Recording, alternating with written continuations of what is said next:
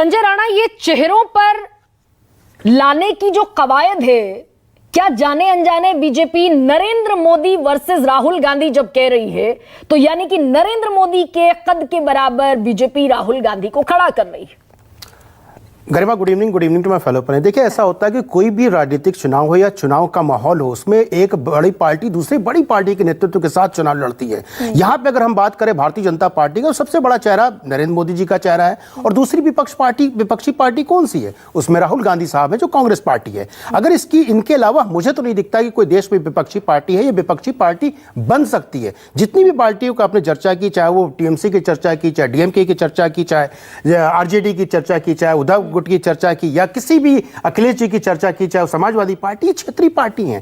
क्षेत्रीय पार्टी अलग होती, नेशनल पार्टी अलग होती है। जब नेशनल के चुनाव हो रहे हैं तो उसमें नेशनलिज्म लेके आया जाएगा, नेशनल चेहरा होगी। और दो, हमारे हिसाब से दो बड़े चेहरे हैं पक्ष में और विपक्ष। यानी कि संजय ये मान रही है बीजेपी कि नरेंद्र मोदी के पैरेलल खड़े हैं राहुल गांधी। ये तो कम से कम ये एक्सेप्टेंस दिखी क्या? देखिए ऐसा होता है, किसी की रेटिंग बहुत ज्यादा, किसी की रेटिंग कम है, इसका मतलब नहीं कि पैरेलल हो गए। भाई कोई तो चेहरा होगा, विपक्ष विहीन तो नहीं हो सकता गरिमा जी कोई भी चुनाव, तो विपक्ष में कोई तो होना चाहिए। और विपक्ष का सबसे बड़ा चेहरा तो मुझे लगते हैं राहुल गांधी साहब हैं। मुझे उनसे बड़ा चेहरा नहीं ले आता। तो अगर उनकी तुलना करें नरेंद्र मोदी जी की, तो मोदी जी तकरीबन मान लीजिए 100 पे हैं, तो राहुल गांधी 50 पे हैं। लेकिन तुलना तो होगी। कोई फर्स्ट आएगा, कोई सेकंड आएगा। ये डिफरेंस हो जाता है कि फर्स्ट वाले के परसेंटेज कितने और सेकंड वाले के परसेंटेज कितने, ये डिफरेंस हो सकता है। लेकिन अगर इसको कहा जाए शुद्ध पॉलिटिकल सिनारियो में, तो बताइए कि होना चाहिए मोदी वर्सेस कांग्रेस या Modi ji versus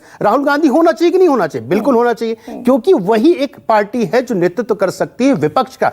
no doubt. अगर आपने चर्चा जैसे की कि साउथ में विलुप्त हो चुकी है, उसको तो बीजेपी कांग्रेस मुक्त भारत कहती है। आप कह रहे हैं कि विपक्ष की वही पार्टी जो लीड कर सकती है, वो बीजेपी चाहती है कि कांग्रेस मुक्त भारत कर दिया जाए।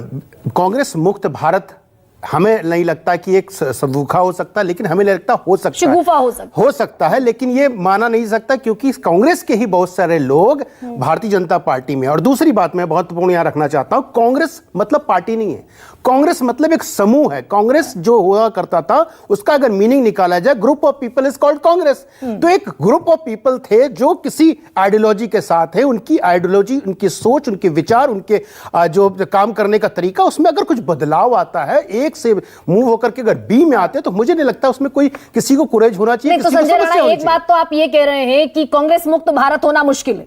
देखिए, कांग्रेस मुक्त भारत कैसे हो सकता है? हम तो फिर बोल रहे हैं कि समूह, ग्रुप ऑफ पीपल को कांग्रेस बोलते हैं। जहां पे भी ग्रुप है वो कांग्रेस है। हम यहाँ पैनलिस्ट बैठे हैं, ग्रुप ऑफ पीपल है, इज कॉल्ड कांग्रेस। जो भी ग्रुप होता है कांग्रेस है। तो ये कह देना कि ग्रुप कांग्रेस मुक्त हो जाएगा, मुझे नहीं लगता वो कांग्रेस मुक्त हो सकता। तो आपने कहा कि कांग्रेस ग्रुप है, ग्रुप ऑफ पीपल। कांग्रेस का आपने जो वर्बल मीनिंग है कांग्रेस का वो आप बता रहे हैं, लेकिन मैं ये पूछ रही हूं कि प्रधानमंत्री नरेंद्र मोदी स्वाभाविक उम्मीदवार है, जीती अगर बीजेपी तो निश्चित तौर पर प्रधानमंत्री मोदी होंगे।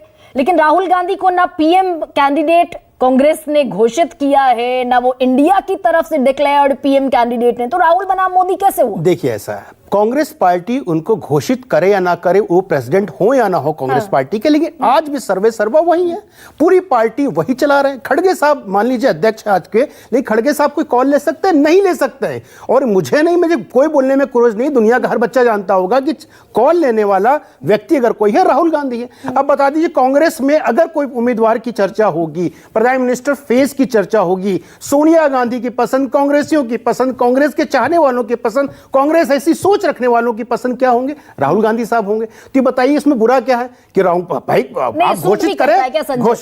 ये सूट भी करता है क्या कि चुनाव को मोदी बनाम राहुल कर दें और मुद्दों से पीछा छूट जाए? देखिए गरिमा जी, मैंने पहले ही बोला कि ज्यादा आसान फाइट हो जाती भाई, है। मैं पहले ही बोला था, कोई व्यक्ति 99% ला करके उत्तीर्ण होता है किसी एग्जाम में, कोई व्यक्ति 51 आता है, लेकिन फर्स्ट वाला अगर 99 लाया है, उसकी गलती नहीं है, क्योंकि उसने मेहनत की है, उसने पढ़ाई की है, उसने काम किया है, उस लायक है, तब 99 आया है। लेकिन अगर 51 वाला परसेंट वाला सेकंड आता है और इतना अगर गैप होता है, तो सेकंड वाले पर प्रश्न चिन्ह होना चाहिए। भाई तुम क्यों नहीं उत्तीर्ण हो पा रहे, तुम आगे क्यों नहीं बढ़ पा रहे, पीछे क्यों जा रहे? विपक्ष के पास देखिए, आप ही ने बोला इंडिया अलायंस बना था। मैं यही तो पूछ रही हूं कि वो जो 91% वाले कैंडिडेट की आप चर्चा कर रहे हैं, 91% वाले कैंडिडेट को कैसे तुलना करना है 50% लाने वाले से?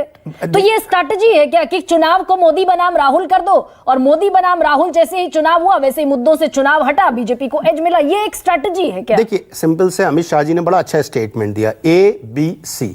ए फॉर अखिलेश भी होते हैं, ए फॉर आपके अभिषेक बनर्जी भी होते हैं, ए फॉर असद भाई भी होते हैं, बी फॉर BSP भी होती है, बी फॉर BRS भी होती है। अगर सी की चर्चा करें तो सी सारों लोगों में कॉमन है। तो सी जो कॉमन है तो उसको कहीं ना कहीं तो लाना पड़ेगा ना, जो कॉमन फॉर्मूला होता है उसको लाया जाता है। नहीं संजय, और जी ये घुमा रहे हैं बताइए, आप।